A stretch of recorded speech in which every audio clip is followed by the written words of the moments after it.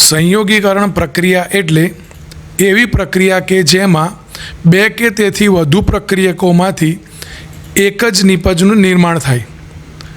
આવી સંયોગીકરણ પ્રક્રિયાને પ્રવૃત્તિ દ્વારા સમજવાનો પ્રયત્ન કરીશું. મેગ્નેશિયમની પટ્ટીને હવામાં સળગાવી. આ પ્રવૃત્તિ માટે શું જોઈશે? તો પહેલાં મેં કહ્યું સેફટીમાં એક સેફટી ગ્લાસ હતા. એ જ રીતે રેતી પાત્ર લેવું, એક સ્પિરિટ લેમ્પની જરૂર પડશે. આને આપણે સ્પિરિટ લેમ્પ એટલા માટે કહીએ છીએ કે આની અંદર બળતણ તરીકે આપણે સ્પિરિટનો ઉપયોગ કરીએ છીએ. જો કેરોસીન ભરતા હોત તો કેરોસીન લેમ્પ કહેતા, પરંતુ અહીં આજે આપણે સ્પિરિટ ભર્યું હોવાથી એને આપણે સ્પિરિટ લેમ્પ કહીએ છીએ. માચિસની જરૂર પડશે. આ મેગ્નેશિયમની પટ્ટીનો રોલ છે, આ હોલ્ડર છે અને બેટરી ડીશ.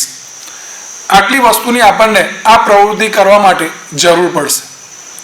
હવે આપણે સર્વપ્રથમ સ્પિરિટ લેમ્પને સળગાવીશું. ખાસ એને સળગાવ્યા બાદ રેતી પાત્રમાં દીવાસળીની સળી એ નાખી દઈએ. ત્યારબાદ આપણે આ મેગ્નેશિયમ પટ્ટીનો જે રોલ છે એમાંથી એક મેગ્નેશિયમનો પટ્ટીનો ટુકડો લઈશું અને આ ટુકડાને આપણે ટેસ્ટ ટ્યુબ હોલ્ડરમાં ભરાવીશું. તો મેગ્નેશિયમની પટ્ટી હવાના ઓક્સિજન સાથે પ્રક્રિયા કરશે, એનું દહન થશે અને દહનના પરિણામે એક નવો પદાર્થ બનશે. પરંતુ એ દરમિયાન એકદમ પ્રજ્વલિત જ્યોત આપણને જોવા મળશે. એ પ્રજ્વલિત જ્યોતને મિત્રો એક ધારી નજરે નહીં જોવી. આપણી આ પ્રવૃત્તિ આપણી શરીરથી થોડેક દૂર રાખીને કરવી. આંખ અને માથું દૂર રાખીને આ પ્રવૃત્તિ કરવી, કેમ કે ખૂબ જ પ્રજ્વલિત જ્યોત આપણને જોવા મળશે. આ જ્યોતને મિત્રો સતત જોવી નહીં, કેમ કે આંખને નુકસાન કરશે. તો અહીં હવે મેગ્નેશિયમની પટ્ટીને હવામાં આપણે બાળીએ છીએ, હવામાં એનું દહન કરીએ છીએ.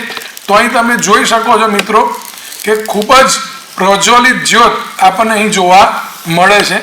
અને સળગાયા બાદ બેટરી ડીશની અંદર એક અવશેષ સ્વરૂપે એક પદાર્થ આપણને જોવા મળે છે, જે મેગ્નેશિયમ ઓક્સાઇડ છે.